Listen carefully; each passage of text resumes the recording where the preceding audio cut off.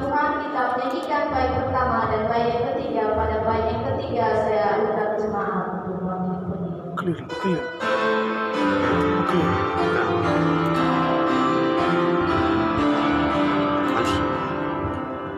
Mahkotakan Tuhan, anak domba Allah.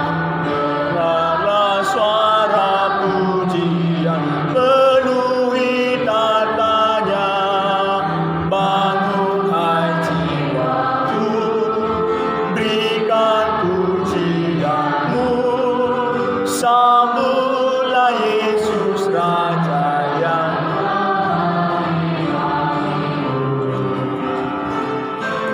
kedua. Baik tiga. Mahkotakan Tuhan, Raja pengasihan.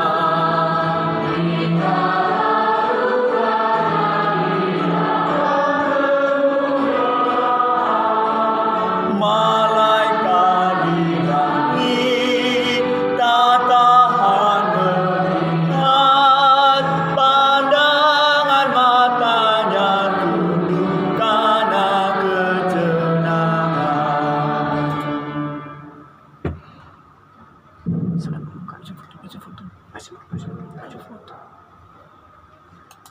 Terpujilah Bapa di dalam surga, Allah yang kami kenal dan Allah yang kami sembah, Kristus Yesus Tuhan kami. Ucapan syukur kami naikkan kepada pagi ini, karena berkat pemeliharaan dalam hidup kami. Lebih pada pagi hari ini ya Tuhan, Engkau telah mengumpulkan kami di dalam tempat ini untuk melaksanakan ibadah kami. Kami percaya Engkau hadir di tengah-tengah kami serta memberkati kami dengan berkat-Mu demikian. Pertolongan kita di dalam ibadah pada pagi ini datangnya dari Allah Tritunggal, Tuhan yang sudah menyatakan dirinya di dalam Allah Bapa, Allah Anak dan Allah Roh Kudus. Sesungguhnya Tuhan berkenan hadir di tengah-tengah kita serta memberkati kita dengan berkat-Nya demikian. Damai sejahtera dari Allah Bapa, kasih karunia daripada Tuhan kita Yesus Kristus dicurahkan kepada kita di sepanjang ibadah pada pagi hari ini. Amin.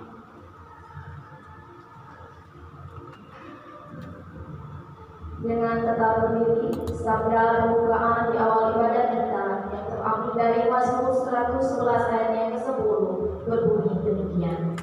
Permulaan hikmah adalah takut akan Tuhan. Semua orang yang melakukannya berakal budi yang baik. Puji-pujian kepadanya untuk tetap untuk selamanya. Mari kita meresponi sabda pembukaan ini dengan pujian terpuji namanya nomor 29. Kita nyanyikan bait 1 dan bait yang kedua.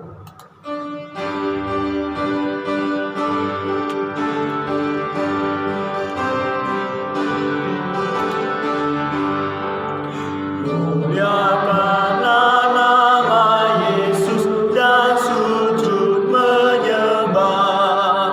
Pujilah Dia yang agung, Raja di atas raja. Pujilah Dia yang agung, Dialah Raja segalanya. Umat pilihan Allah yang telah disyafatkan, pujilah Dia yang kasih, Raja di atas raja. Pujilah Dia yang kasih, Dialah Raja segalanya. Jemaat silakan duduk.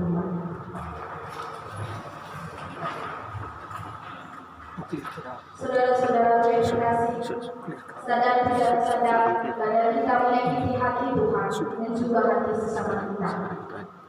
Kita mengabaikan kewajiban kita sebagai anak-anak Allah. Maka dari itu, melalui firman-Nya yang terambil dari Amsal pasal 1 ayat yang ke-22 yang berbunyi demikian. Betapa lama lagi, hai orang yang tak berpengalaman, kamu masih cinta kepada keadaanmu, pencemooh masih gemar kepada cemooh, dan orang kebal benci kepada pengetahuan. Kembali mengingatkan kita untuk pelanggaran yang telah kita lakukan. Oleh sebab itu, mari kita memohon pengampunan dari Tuhan. Mari kita berdoa, nanti saya akan menutup kita dengan doa.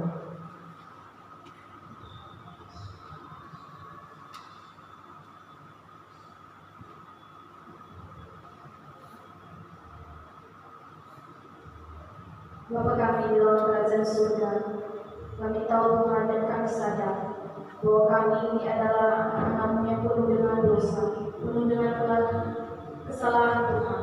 Tuhan, ampuni kami. Sering Tuhan kami menyakiti hati-Mu, sering Tuhan kami menyakiti hati sesama kami. Tuhan, kami mohon ampun. Kami tahu Tuhan bahwa kami tidak layak untuk Tuhan. Bapa di surga, dengan doa dan permohonan kami mendasar mengenal Yesus Kristus. Amin. Bagi kita yang mengakui dosa dan berkomitmen untuk bertobat, dengarlah berita anugerah yang disampaikan oleh Allah melalui firman-Nya yang terambil dari Kisah Para Rasul pasal yang ke-13 ayatnya yang ke-38 yang berbunyi demikian. Permulaan hikmah adalah takut akan Tuhan. Semua orang yang melakukannya beramal budi yang baik. Puji-pujian kepadanya tetap untuk selamanya. Untuk meresponi berita anugerah ini, saya mengajak jemaat untuk bangkit berdiri. Kita menyanyikan pujian nomor 160 dihapuskan bersatu. Kita menyanyikan baik satu dan baik kedua.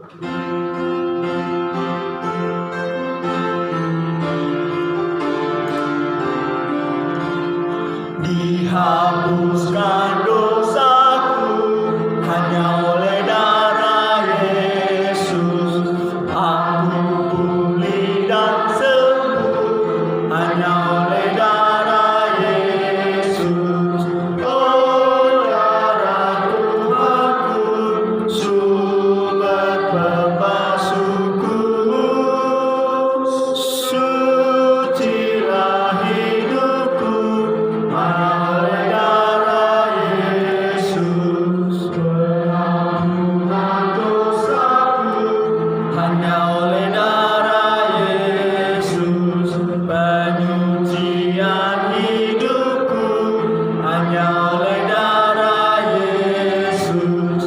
Oh darah Tuhanku, sumber pembasuhku,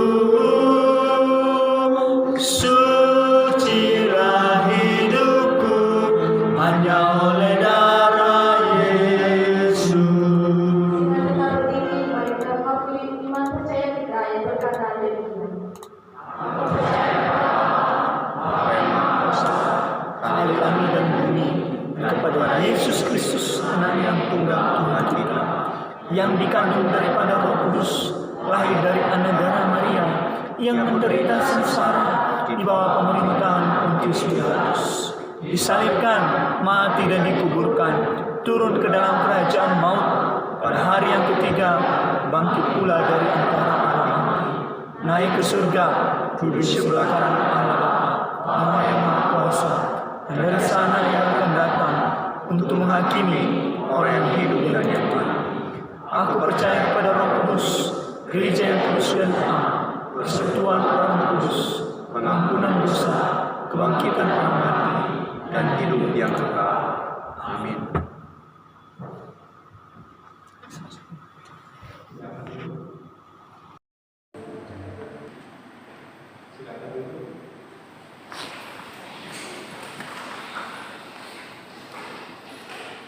Salam semua, selamat pagi. Di dalam ibadah, khususnya di dalam masa tahun baru ini yang pertama di 12 tahun baru ya, di dalam memimpin ibadah pagi ini.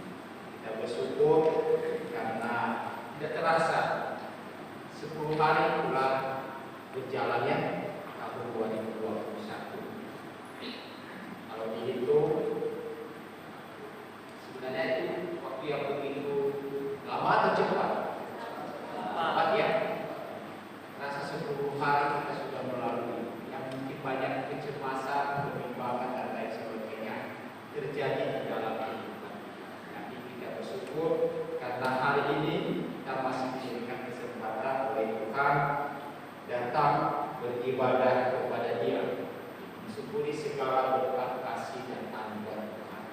Maka saudara-saudara yang dikasihi Tuhan, kita akan merenungkan firman Tuhan pada pagi hari ini. Kita akan membaca satu ayat saja di dalam 1 Petrus pasal 1 ayat 13. 1 Petrus 1 ayat 13.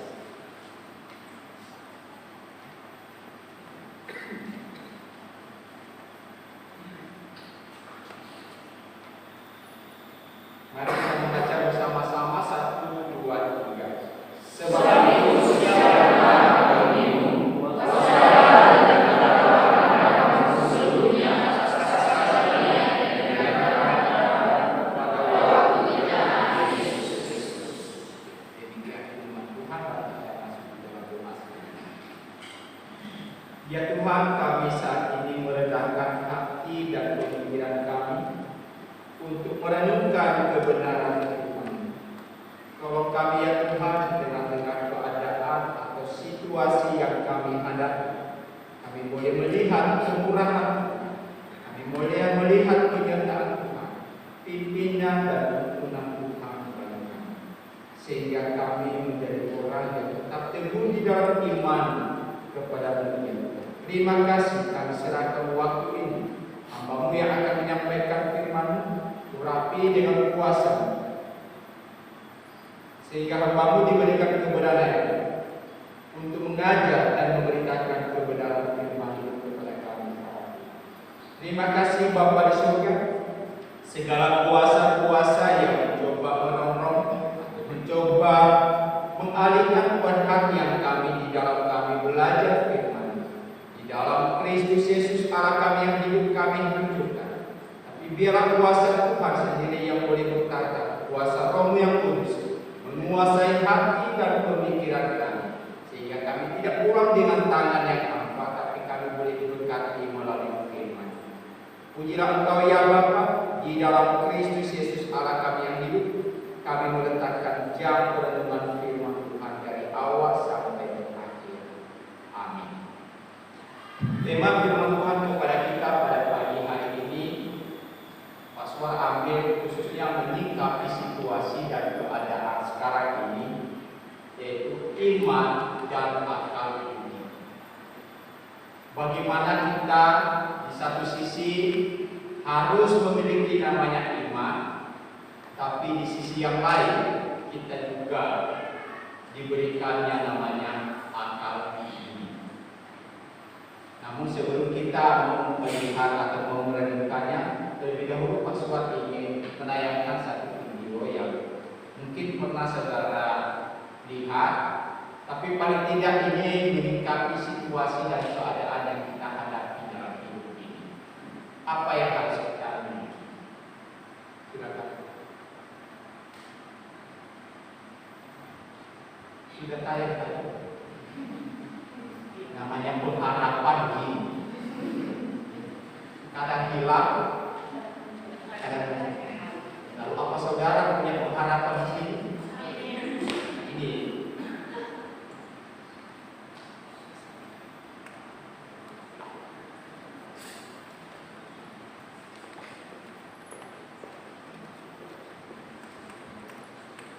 Digeser aja.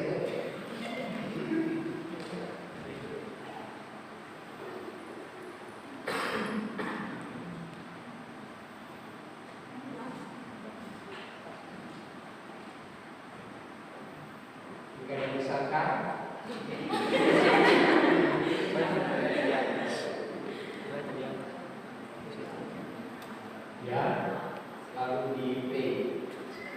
Volumenya mungkin bisa agak dibesarkan dikit. Sudah ya? Walaupun nggak ada volumenya, paling tidak kalimat-kalimat ini mari kita simak baik-baik kalimat.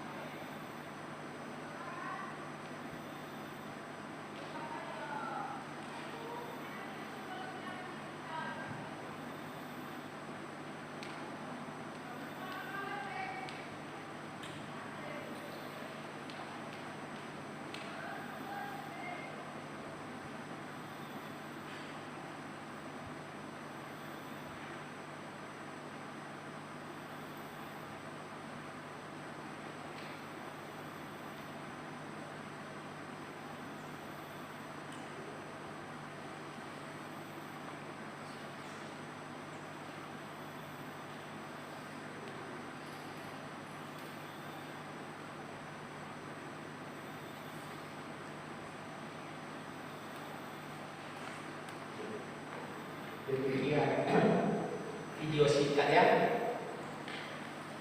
Saudara perhatikan tadi di dalam video ini mengibaratkan suasana yang terjadi. Saya nggak tahu, mungkin juga kita bisa hubungkan pada zaman sekarang ini. Apa yang namanya damai sudah mulai hilang. Keadaan atau situasi yang sedang terjadi saat ini bukankah menimbulkan yang namanya kekacauan?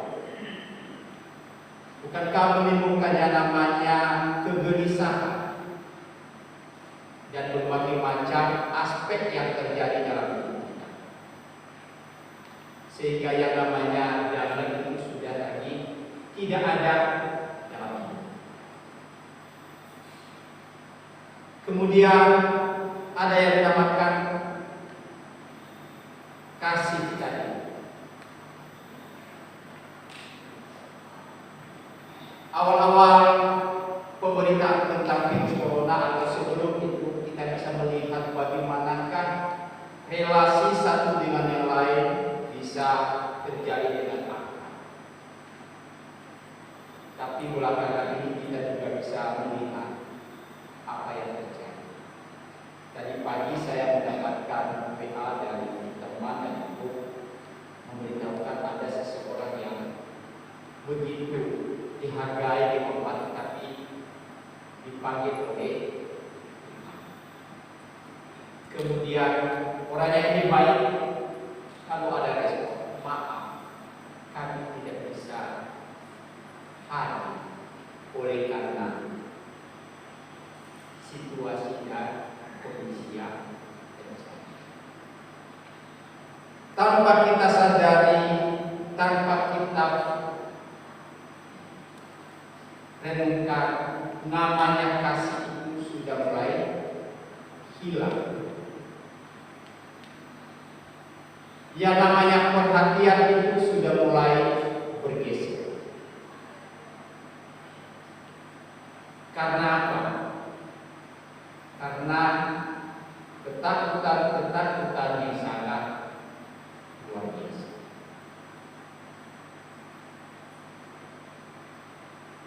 Ketika kasih itu hilang, maka tadi di dalam ketiga apa? Cinta sudah mulai pudar antara satu dengan Namun saudara-saudara yang dikasihi Tuhan, keadaan-keadaan itu boleh terjadi. Tapi diingatkan kepada kita ada diri keempat adalah diri yang namanya pengharap. Dan itu tidak boleh hilang dalam hidup kita. Itu tidak boleh lenyap atau padam dalam kehidupan kita. Itu tidak boleh mati dalam hidup kita. Menghadapi situasi sekarang ini pun saya sering sampaikan kepada jemaat. Jangan pernah kehilangan yang namanya pengharapan dalam hidup. Jangan membangun ketakutan-ketakutan yang berlebihan sehingga kehilangan yang namanya pengharapan. Keadaan boleh terjadi, tapi saudara dan saya punya Tuhan yang mengendalikan segala situasi. Peristiwa boleh terjadi dan kita percaya sebagai orang-orang reform, ya, betul ya? Kita ini orang-orang reform yang memahami tentang kedaulatan Allah, yang percaya bahwa tidak ada yang terjadi di dunia ini tanpa kendali daripada kita percaya bahwa apapun yang terjadi semua di dalam kontrol daripada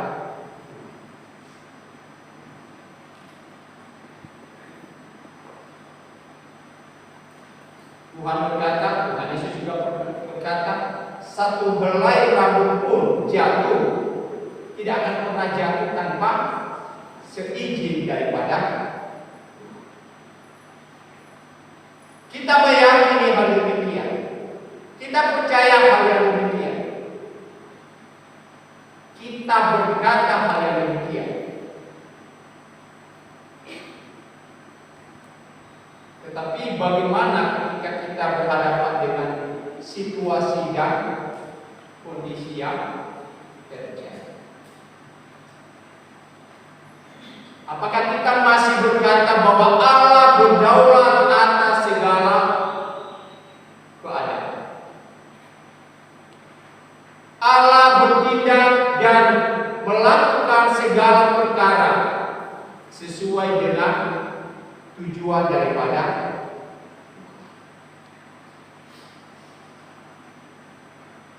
Tapi di satu sisi saudara, tentu Pak Suwan tidak mengatakan kepada saudara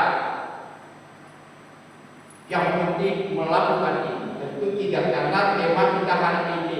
Di satu sisi ada yang namanya iman, tapi juga ada yang namanya akal.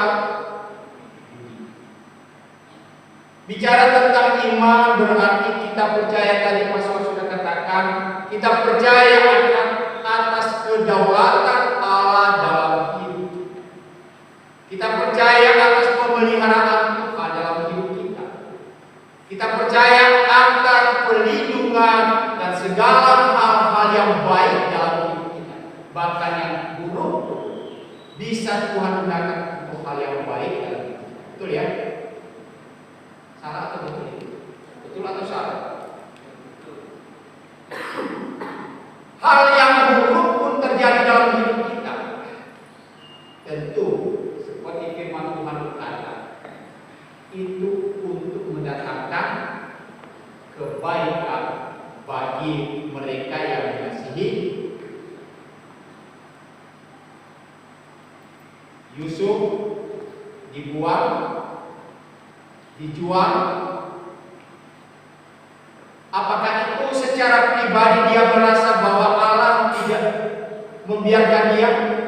Kalau secara manusia kita berpikir bahwa dia merasa ada sesuatu hal yang belum terjadi dalam hidup. Tapi kita bisa melihat ending daripada pernyataan Yusuf.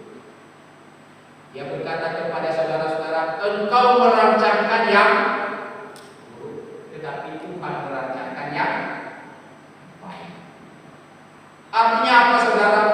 dalam aspek yang kita hadapi, apapun,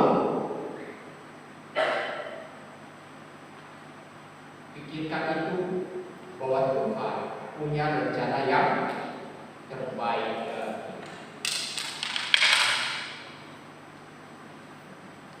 Itu jadul atas izin daripada kita bicara teologi reform kan, tidak ada yang terjadi secara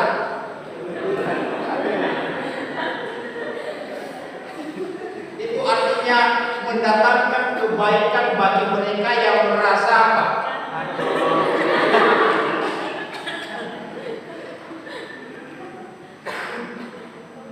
Sisi positif gitu ya.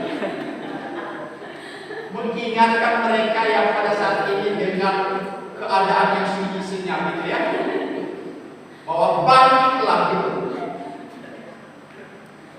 Kalau ini senyum-senyum kata tapi isinya kan kelihatan karena tertutup dengan saudara-saudara yang dikasihi Tuhan, apapun kemudian kita bicara tentang akal budi, kita bagaimana kita menyikapi segala situasi yang terjadi. Seorang teolog Katolik yang bernama Thomas Aquinas, dia berkata bahwa antara iman dan akal budi bukan bertentangan, tetapi saling mendukung satu dengan yang lain. Sekalipun kadang-kadang di dalam kita memahami situasi yang terjadi, banyak hal yang tidak kita mengerti. Secara akal budi kita adalah sesuatu yang aneh. Tapi ketika kita menaruh iman di situ, maka kita percaya bahwa itu adalah sesuatu hal yang baik dalam hidup kita. Jadi dia berkata ini tidak mungkin kita pisahkan antara satu dengan yang lain. Saudara-saudara yang dikasihi Tuhan, berkaitan dengan konteks yang kita baca pada pagi hari ini, di dalam ayat firman Tuhan yang kita coba singkatkan di dalam bagian ini. Di dalam ayat 13 tadi kita membaca, sebab itu siapkanlah akal budimu. Sebab itu siapkanlah akal budimu. Ayat 13 ini adalah sebuah sebab akibat dari ayat-ayat sebelumnya, di mana di dalam ayat-ayat sebelumnya bicara tentang, kalau teks dalam perikopal kita berkata pengharapan, iman dan kasih. Lebih bicara tentang masalah pengharapan dalam hidup ini, bicara tentang kuasa daripada Allah, bicara tentang bagaimana kasih Allah dinyatakan di dalam kehidupan kita sebagai umat manusia. Maka ketika sudah menikmati kebaikan Allah, maka dikatakan sebab itu siapkanlah akal budi. Lalu apa tujuan daripada bagian ini, saudara-saudara yang dikasihi Tuhan? Kalau Bapak Ibu dan saudara yang senang tentang exegese dan lain sebagainya ya, atau ingin menggali lebih dalam tentang kalimat ini, memang di dalam pemikiran atau terjemahan yang lain menyatakan bahwa siapkan pikiran dulu baru bertindak. Ya, artinya apa? Berpikir dulu baru bertindak. Ada seorang berkata, kalau orang ingin berhasil dalam hidup, maka apa yang harus dilakukan? Berpikir dulu baru bertindak. Tapi kalau ada orang yang mau gagal dalam hidupnya, maka dia harus memiliki semboyan seperti bonek. Tahu ya semboyannya bonek apa? Bodoh nekat. Yang penting bertindak dulu baru berpikir demikian. Lakukan dulu, nanti baru dipikirkan apa akibatnya. Itu adalah orang yang dikatakan itu orang yang mau gagal dalam hidupnya, ya. Tentu tidak demikian dengan kita. Kita ingin dalam hidup kita memiliki keberhasilan, maka dia berkata, pikirkan dulu baru itulah yang dimaksudkan di dalam bagian ini. Siapkanlah akal budi sebelum engkau bertindak, sebelum engkau berbuat, sebelum engkau melakukan segala sesuatu. Pikirkanlah terlebih dahulu.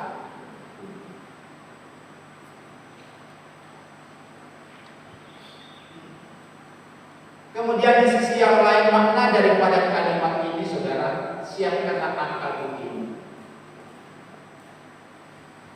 Mungkin banyak hal yang terjadi dalam hidup kita, entah itu baik atau buruk. Mungkin banyak hal yang terjadi dalam hidup saudara, entah itu sukses atau gagal. Mungkin kita bisa melihat di dalam realita hidup sekarang ini, peristiwa-peristiwa yang terjadi. Kemarin apa yang terjadi di Indonesia? Ada berita ya, yang lagi heboh apa itu? Pesawat terbang Sriwijaya Air jatuh di Pulau Seribu, bukan Pulau 100 ya.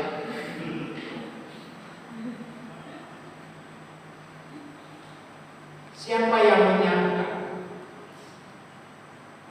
Siapa yang mengira? Kemarin ketika saya dengar cerita itu lagi, sudah ada masalah ini, timbul persoalan. Belum teratasi yang ini, muncul lagi. Artinya apa? Seolah-olah dalam hidup ini masalah demi masalah terus belum satunya selesai kemudian muncul yang lain. Belum yang satu selesai kemudian timbul lagi yang. Maka coba kalau saudara menghadapi hal ini, seolah-olah Tuhan di manakah kasih dan pertolongan. Bukankah kita juga berhadapan dengan keadaan itu, kemudian kita timbul yang namanya apa? Ketakutan dan kecemasan dalam hidup. Tetapi ketika kalimat ini Petrus kata, siapkanlah akal. Yang pertama tadi Pastor katakan dalam bagian ini, artinya apa? Sebelum bertindak, berpikir lebih. Yang kedua makna daripada ini adalah apapun yang terjadi, terimalah itu sebagai realita kehidupan.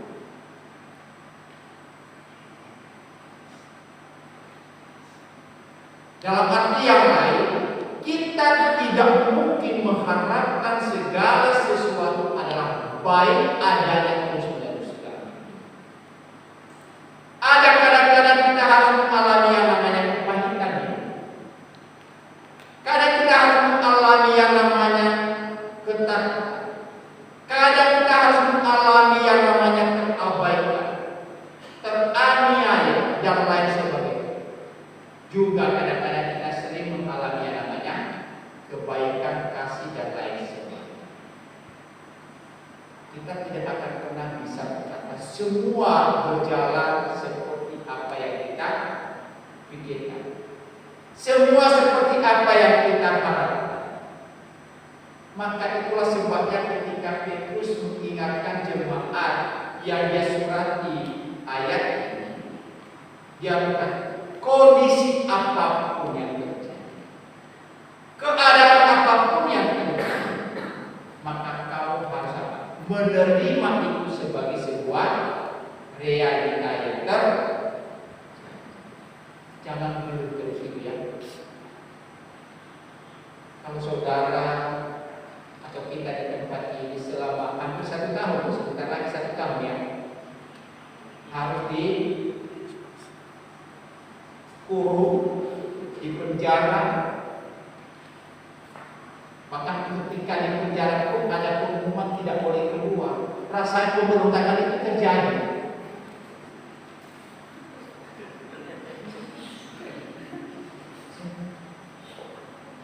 Terbukti tadi malam. Apa yang dibuat itu kegelapan nyata pada waktu terang. Yang merasa dan ada pengumuman selanjutnya di sini, ya.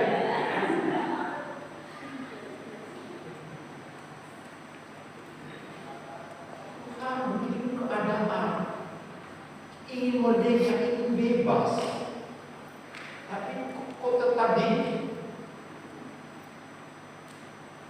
Ini penjara kadang kita tidak bisa menerima kenyataan itu, ya, betul ya? Saudara terima nggak kenyataan itu? Ayo sebagai manusia yang berdosa pasti kita berkata sulit menerima realita yang tapi itu keadaan yang harus kita hadapi. Itu keadaan yang kita harus alami. Dan firman Tuhan di mana Petrus mengingatkan jemaat yang dilayani pada waktu itu di surat. Kenapa? Mereka sudah diinjili, mereka diberikan pengharapan bahwa di dalam Tuhan pasti mereka memiliki apa?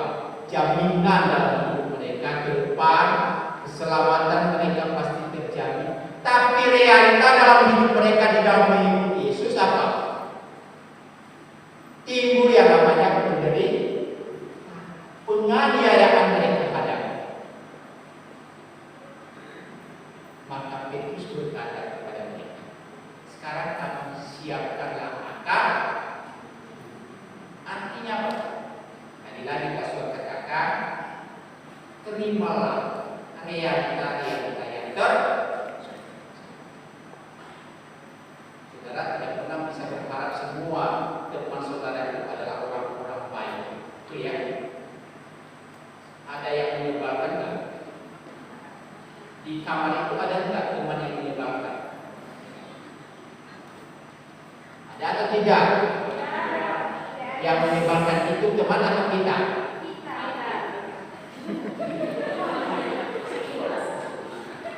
Dan begitu ya, teman saya itu menyebalkan. Terus kalau kita tanya kepada temannya juga dia berkata, si Ahmad itu menyebalkan. Berarti sama-sama orang sama-sama menyebalkan juga. Ya, itulah realita saudara. Maka di dalam realita yang terjadi, keadaan-keadaan yang terjadi, akal kita harus itulah yang memang kondisi yang harus kita bisa terima. Di mana di dalam bagian-bagian ini kembali di dalam iman itu, maka Tuhan mendatangkan itu kebaikan dalam hidup. Amin ya. Jadi terimalah realita-realita yang terjadi saat ini. Kalau semakin saudara nanti tidak boleh lagi keluar karena masa PSBB ini, itulah realita yang harus kita jangan nangis-nangis terus. Terimalah itu ya. Kalau nanti diberikan beban kepada satu orang, mungkin kemarin ketika saya persiapan tingkat satu besi-besi aulai. Kemudian saya dengar percakapan di antara mereka. Kemarin kami bersihkan itu. Kok kami lagi? Dulu itu grup kami lagi. Kok hari ini kami lagi? Tapi apa tadi terimalah itu sebagai realita yang terjadi demi kebaikan. Makanya teman-teman siapkanlah maka menerima. Maka ketika kondisi itu yang terjadi, saudara, tentu apa? Kita tidak mungkin bisa menerima itu dengan sebaik. Makanya dilakukan apa di dalam materi? Waspada. Waspada dalam arti di sini. Kalau itu terjadi dalam hidup, kalau keadaan itu menimpa hidup, kalau hal-hal yang kurang baik terjadi dalam hidup,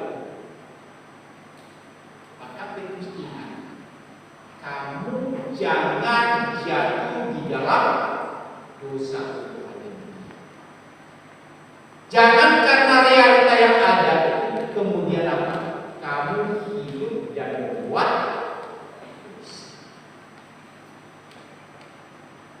waspada.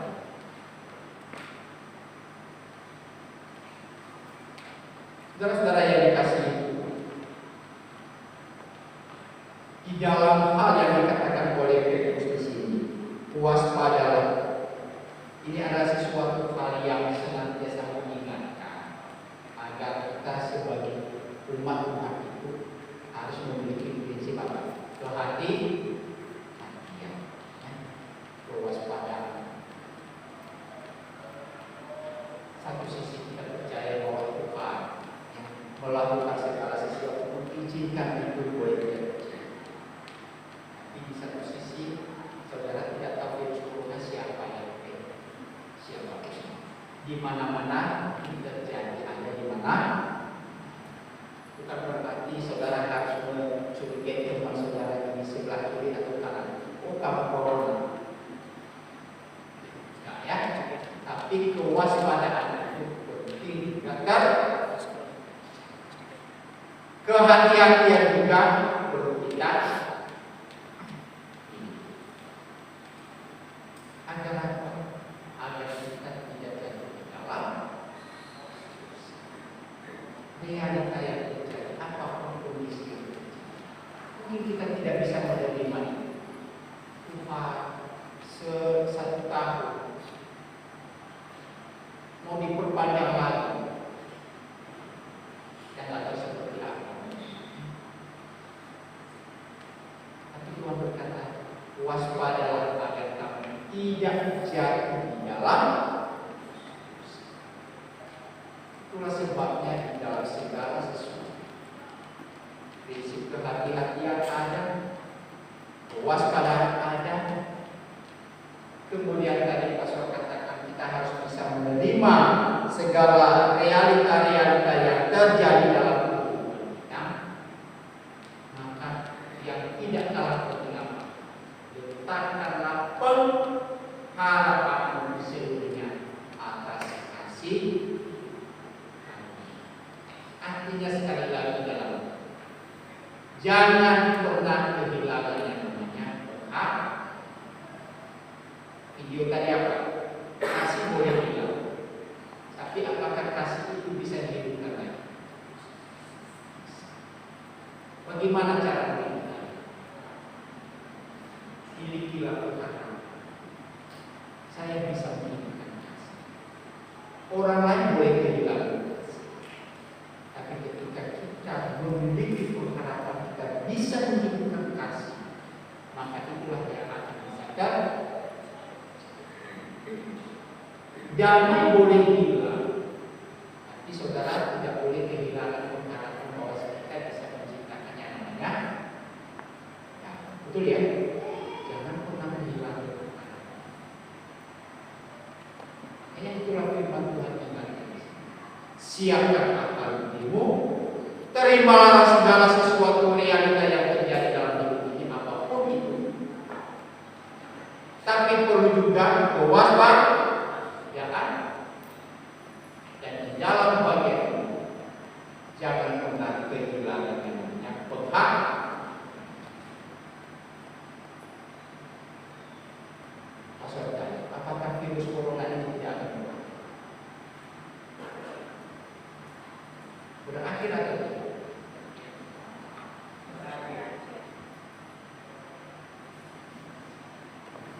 Jika saudara punya pengharapan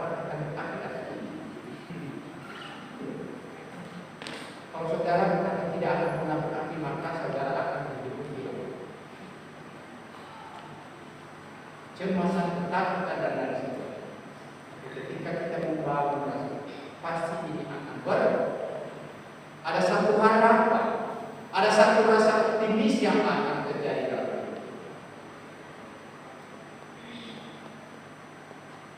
Bangunlah pengharapan. Letakkanlah pengharapanmu atas kasih karunia yang dianugerahkan Tuhan kepada.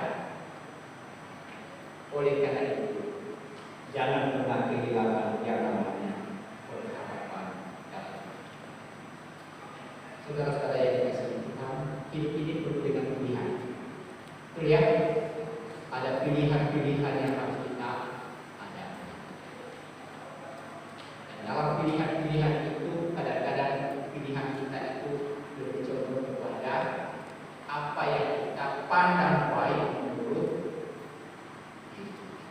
Masih ingat cerita tentang Elimelek? Tahu ya di mana? Di mana itu? Di Alkitab. Kitab di mana? Ada namanya di sini. Di kitabnya Elimelek ketika berhadapan dengan kondisi kelaparan di negerinya, apa yang dia lakukan? Melarikan diri ke tanah Moab. Arti nama Elimelek sebenarnya Eli dan Melek atau kata Molok. Kata Molok itu apa? Yang belajar bahasa Ibrani. Eli apa artinya? Allah. Melek raja. Ya kan? Elimelek artinya apa? Tuhan adalah raja. Seharusnya dia ambilkan itu dalam hidupnya, gitu ya. Tuhan adalah raja. Tuhan adalah pemimpin dalam hidup. Tuhan adalah pemelihara hidup. Tapi ketika ia melihat realita yang ada, ia melarikan dirinya di hadapan. Ia pergi ke negeri yang tidak mengenal Allah atau negeri Moab, sampai pada akhirnya apa yang terjadi? Penderitaan yang tidak akan pernah berhenti dalam hidup. Ini tidak enak ya. Kenapa saya katakan enak? Yang habis itu ketika dia pergi kemudian dia mati kan? Yang menderita sematinya siapa? Naomi. Kasihan Naomi. Maka Naomi dia berkata, jangan panggil aku lagi Naomi, panggil aku namanya Mara. Karena katanya Naomi itu apa? Manis maknanya. Tapi kata Mara pahit. Sehingga dia berkata, karena aku pahita dalam hidup, jangan panggil aku lagi Naomi. Naomi itu katanya baik, tapi kenyataannya pahit. Sampai panggil aku pahit. Artinya nama itu penting sekali, ada maknanya. Makanya jangan mengubah lagi. Kita sulit memahami namanya siapa.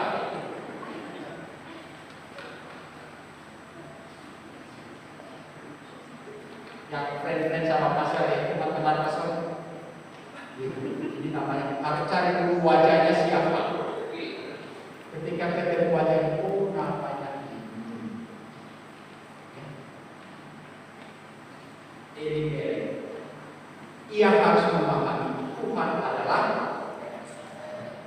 Tapi ketika terjadi keadaan dihadapi, maka dia diperhadapkan dengan pilihan dalam hidup. Apakah ia tetap memiliki pengharapan kepada Tuhan atau kehilangan? Dan realitanya ia kehilangan. Ketika kehilangan harapan, bukan kebaikan, bukan damai, bukan kasih, bukan cinta, bukan keinginan kedamaian yang ketenangan ketenangan yang dia dapat justru apa? Berdiri. Saudara-saudara yang dikasihi, jangan berhilang pengharapan di dalam apapun boleh terjadi, tapi milikilah pengharapan di dalam. Amin. Firman Tuhan kepada kita pada pagi hari. Mari kita baca bersama-sama. Saya ajak kita mungkin ketika kita pagi-pagi ayat firman Tuhan, paling tidak kita buka ayat ini sehingga menolong kita di dalam kita menghadapi situasi apapun yang terjadi dalam hidup kita. Mari kita membaca ayat ini sekali lagi bersama-sama. 1, 2, 3. Sebab itu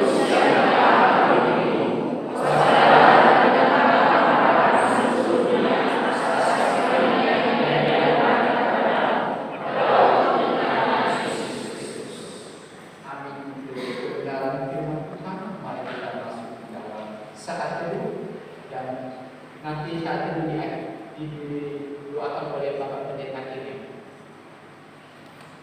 Mari kita bersama-sama nanti ditutup oleh Bapak Pendeta Kirim.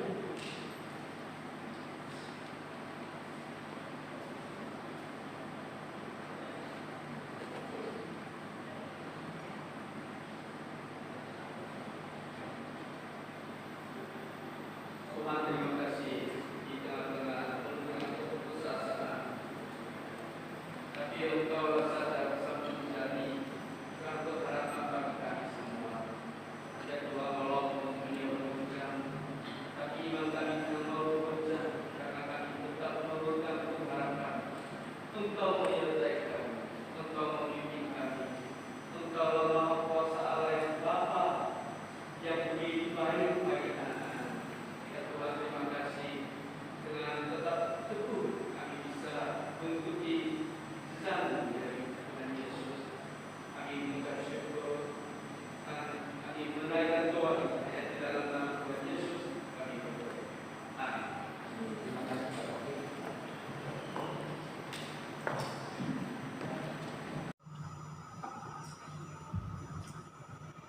Sungguh firman Tuhan yang luar biasa, biarlah firman Tuhan ini bisa kita aplikasikan dalam kehidupan kita dan dalam menjalankan akan seluruh aktivitas kita. Mari kita meresponi akan firman Tuhan Amos 119 ayatnya bait yang pertama dan bait yang ketiga.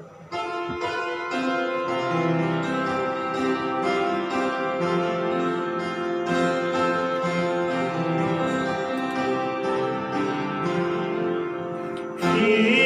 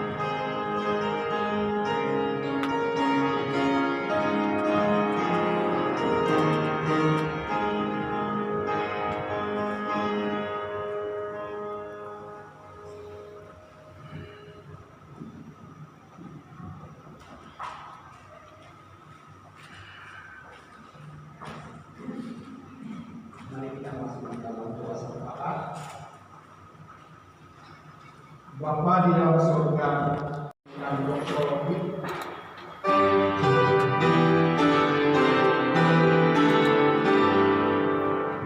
Puji Allah Putra,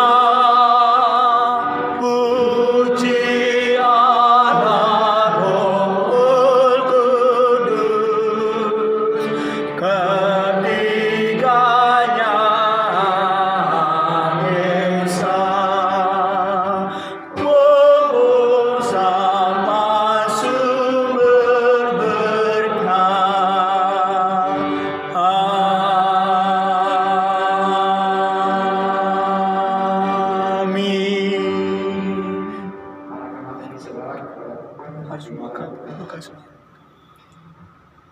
Tuhan memberkati engkau dan melindungi engkau. Tuhan menyinari engkau dengan wajah-Nya dan memberikan engkau kasih karunia. Tuhan menghadapkan wajah-Nya kepadamu dan memberikan engkau damai sejahtera dari sekarang sampai selama-lamanya. Amin.